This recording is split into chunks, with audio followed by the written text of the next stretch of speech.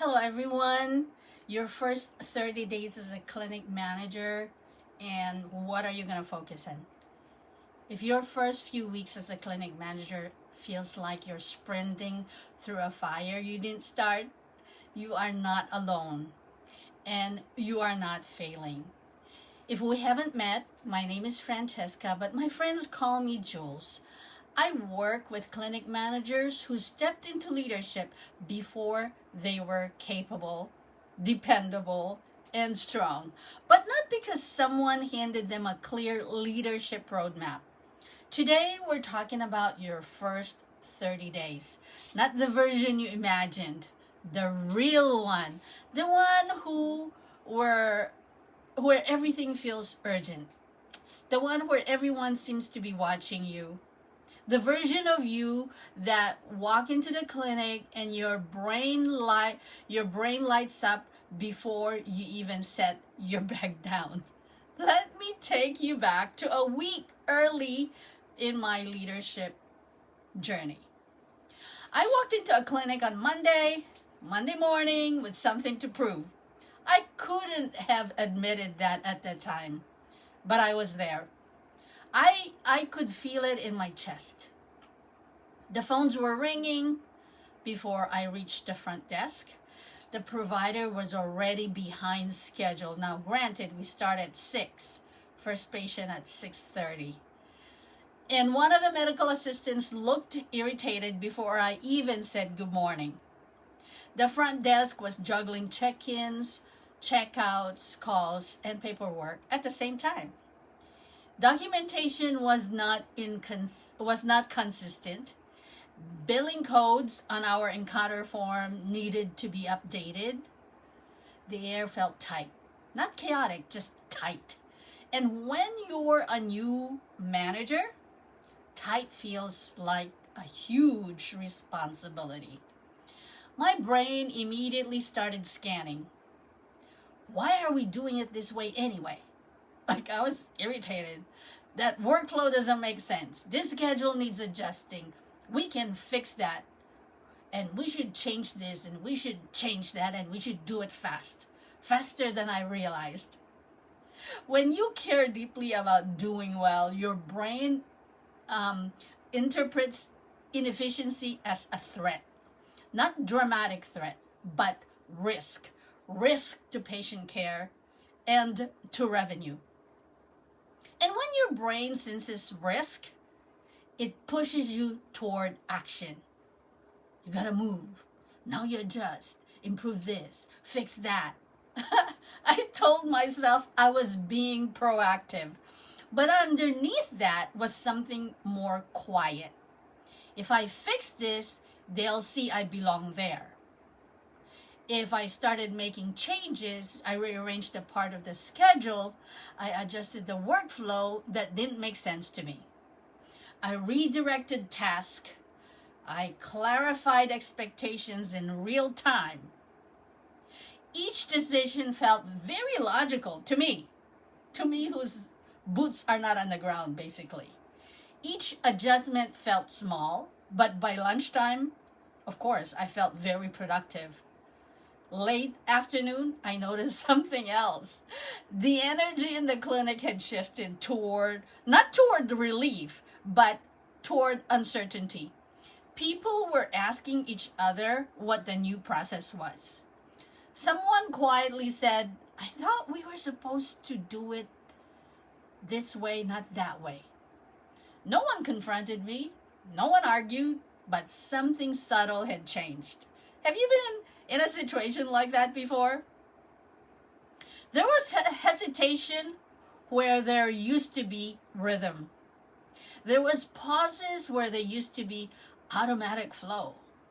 By the time I got home that night, I felt tired in a way that surprised me. It's like a different layer of tiredness. Not physically exhausted, mentally wired. I replayed the day in my head. Was I too fast? Did I overstep? How come I didn't ask for opinion? How come I didn't ask for collaboration? Should I have waited? I had walked in intending to stabilize, Instead, I created small pockets of instability, not because I was incapable, because I moved before I understood. Let me repeat that. I moved before I understood. And that distinction is everything. By Tuesday morning, I told myself things would settle. I walked in thinking the adjustments would make sense once people saw the benefits.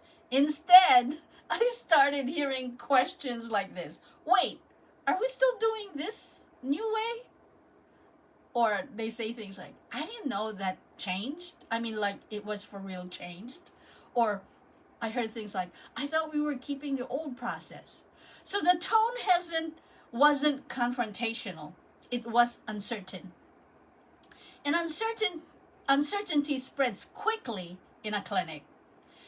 What I had not realized was that even small changes disrupt invisible systems. Every workflow has muscle memory behind it. People don't just follow processes, they build rhythm around it. So when you alter that rhythm without preparing the ground, the team feels off balance, even if your decision is technically correct. That was the first lesson. The second lesson was more uncomfortable. I noticed something happening inside me. When staff questioned the changes, I felt defensive, not outwardly, internally. A quiet thought surfaced. They don't trust me yet. And then I felt like that lack of trust, my instinct is to push harder, to justify, to explain more, to assert authority. That's dangerous moment for a new leader because authority forced too early becomes brittle. Real authority grows through steadiness, not pressure. That Tuesday afternoon, I caught myself explaining decisions longer than necessary. Have you ever been there? Over clarifying, over defending, trying to make sure everyone understood that I had a reason. But when you over explain it, it often signals insecurity. And insecurity, even subtle, changes how people receive you. I went home that night feeling something different than Monday. Monday felt energetic. Tuesday felt super heavy. Not because the clinic was worse, but because I realized I had moved before mapping out the terrain. When you're new in leadership, everything feels like it belongs to you immediately. Every inefficiency feels personal. Every breakdown feels like your responsibility to repair. Well, at least I felt that way. But responsibility without context creates friction. The truth I had to learn and the truth I now teach is this. Your first 30 days are not about transformation. They are about orientation. You are not there to rebuild a clinic in 1 week. You are there to understand what you are leading. Now, this means slowing down your instinct to overhaul. That means resisting the urge to prove yourself through speed. This means letting the team see that you are observing before you are altering. Now, let me say something that may steady you. The pressure you feel to move fast is not ego, it's care. You care about patient experience and you care about efficiency and optimizing and wasting time and all about doing well. But care without pacing creates turbulence. If you make 10 adjustments in 10 days, even good adjustments, your team experiences unpredictability.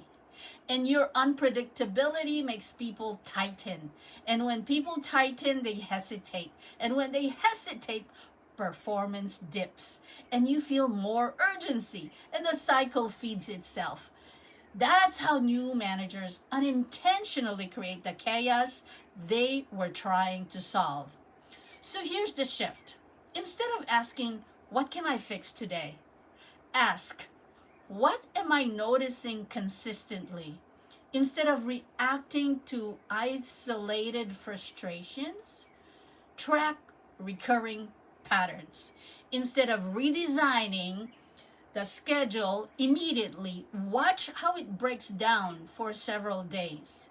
Instead of rewriting a workflow after one frustrating moment, ask 3 people how they experience it. Now, observation builds leverage. Speed burns it. Now, let's move deeper because Tuesday wasn't just operational, it was emotional.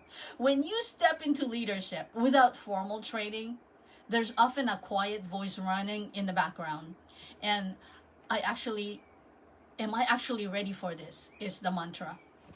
That voice doesn't always sound dramatic, but sometimes it's subtle. It sounds like, I need to get this right. Or sometimes it's, I can't afford to mess this up. Oh, that was big for me. And when that voice is present, you try to minimize visible uncertainty. You move quickly so no one sees hesitation. But here's what seasoned leadership teaches you. Hesitation while gathering information is strength. Rushed decisiveness without context is fragility. That week forced me to confront that, and I wasn't lacking intelligence. I wasn't lacking orientation, and orientation takes time, right? You cannot shortcut it, not in healthcare, not when patient flow, compliance, documentation, and revenue, personalities are all intertwined. By the end of Tuesday, I understood something clearly. I needed to slow down. Not my care or my standards, but my pacing. And that realization sets up what happened midweek. Midweek is where things shifted for me. Not operationally, internally. By Wednesday morning, I wasn't trying to fix everything anymore. I was trying to regain my footing. I gave a direction in the morning huddle. It felt simple, clear, in my own head. Later that afternoon, I saw the staff member handle it differently than I had expected. My chest tightened immediately. And I said, there it is again. Disrespect, resistance, testing my authority. That was the narrative forming in my own mind. Yeah, it's true. And here's what I wanted to hear you to hear carefully. Now, when you are new in leadership, your nervous system is already heightened. You are scanning for signals that you are accepted or rejected. So when someone aligns immediately, your brain reads it as threat. When someone does not align immediately, your brain reads it as threat. Not because you are dramatic, because you are exposed. You haven't built relational equity yet. You haven't built leadership credibility yet. So small misalignments feel amplified, like bigger than it really is. I was seconds away from pulling her aside, an employee, and correcting her tone. Instead, I did something that now defines how I teach new managers. I ask a question.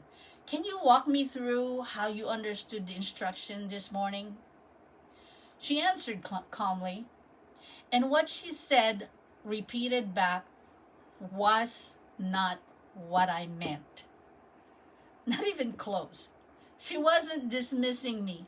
She was operating off a different interpretation.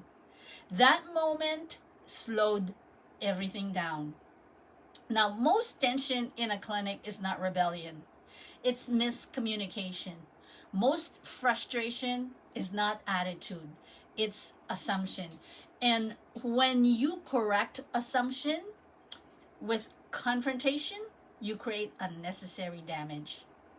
That week forced me to adopt the second stabilizing pillar. Clarify before you correct. You would be shocked how many performance issues dissolve under clarification.